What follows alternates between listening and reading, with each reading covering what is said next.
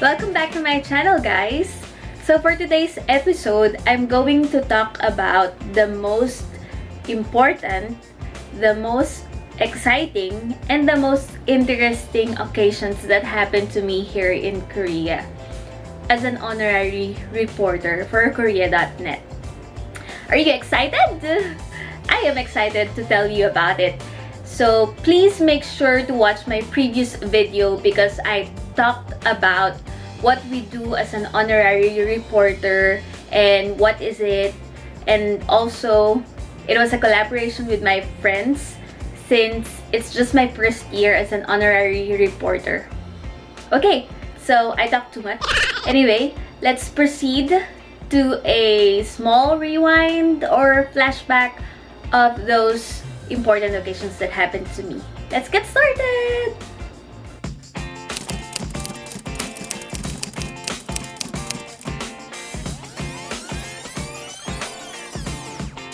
The first one was last May 29, 2019. The induction ceremony for the honorary reporters was held at the Yongbing-1 guest house of Cheongwade, or the Blue House. 74 honorary reporters and 25 vloggers attended the induction ceremony. But before the ceremony started, we had a small tour around the Blue House, and even if we didn't enter all the rooms and halls, it was huge! This event was memorable to me because we didn't know that First Lady Kim Jong-suk will attend. She gave us a very beautiful message. She called us dandelion seeds that spread hope in the world. I will never forget this moment as we were also given the opportunity to shake her hand and greet her up close. We also had a group picture taken with her. I really didn't expect to see her, and it was such a humbling experience to meet an important person. Also, I was really happy to receive a small gift from them. They gave us a limited edition watch with President Moon Jae-in's signature. I gave it to my mom when I went back home in the Philippines.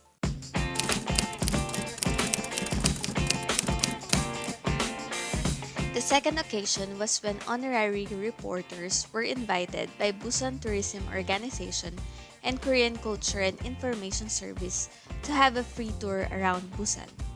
We went to different touristic spots in Busan City for free! And the best part of it was we got featured by local news agencies such as Newsies and Naver, which was the first web portal in Korea to develop and uses its own search engine. Through this trip, we're able to get to know more the city of Busan. We were able to learn how to cook local Korean food and make a traditional baby shoes. We also went to the Busan Tower and Busan Modern History Museum. We visited the famous Hyundai,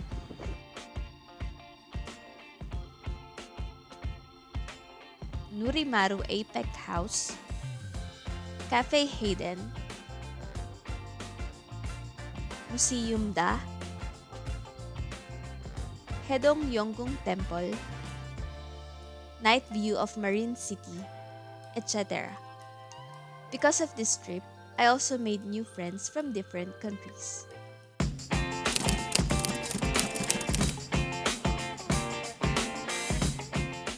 The third occasion was when we were invited to the ASEAN ROK Summit last November 2019.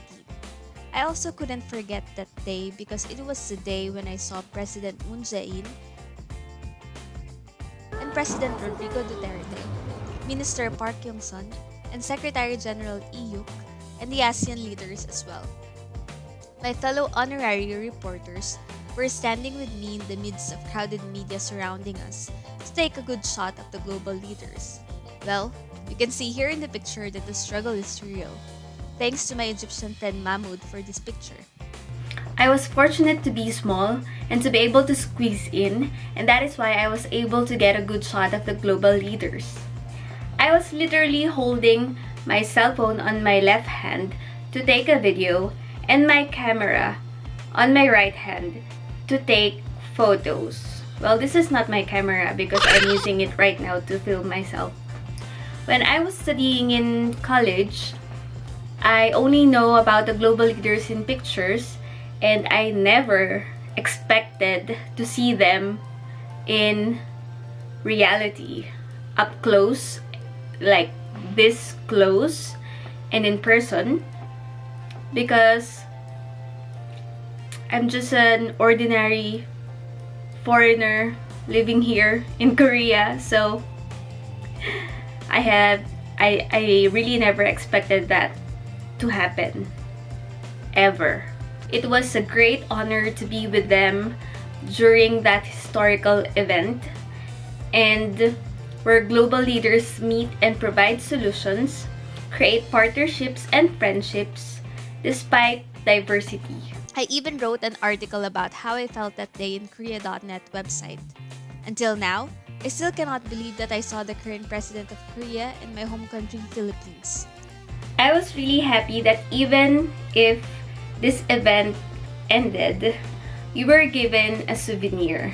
We were given a backpack with the ASEAN ROK Summit logo. I don't know if you can see it clearly, but yeah, this is a limited edition backpack and it's very convenient. I love it, and it's very light. It's a great souvenir and it's also useful. And we also have another souvenir. It's our media ID. Look at our lanyard. Can you see it? Oh, it's the opposite way. Wait. Okay. There, can you see it? Oops. There. We actually have an ID card inserted here, but I cannot show you because of the RFID chip. So we're not really allowed to show the ID card. But yeah, it was really a great souvenir from this event and a memorable souvenir for me.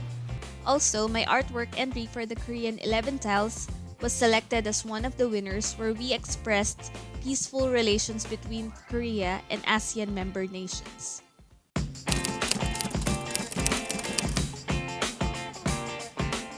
And lastly, I had a live radio interview with TBS-CFM last February this year in relation to COVID-19.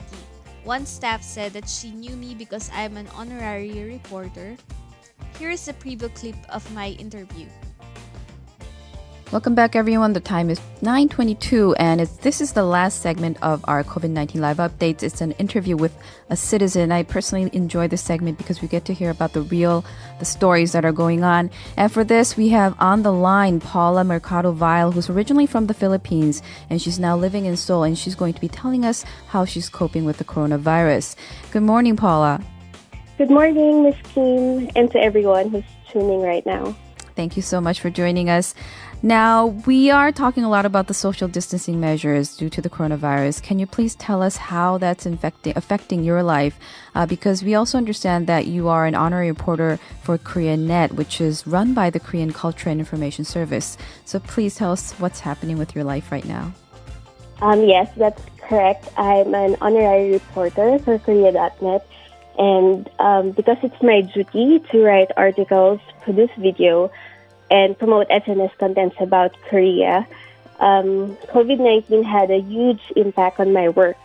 So those are just some of the interesting, exciting, amazing, and important occasions that happened to me here in Korea as my first year of being an honorary reporter for Korea.net. And I'm looking forward for another events like this planned by the Korea.net when the pandemic is over. And also, I created this video not to brag or to boast, but to inspire you that dreams do come true. Especially if you want to go to Korea, there are so many ways to do that. And again, if you want to know more about Honorary Reporter, please check out my previous video. And also, please watch out for my next video.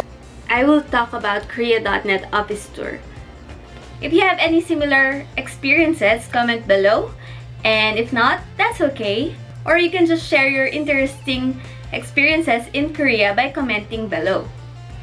I look forward to read your comments. I hope that you enjoyed this video and this video inspired you in some way or little way. That's it. Thanks for watching. Bye!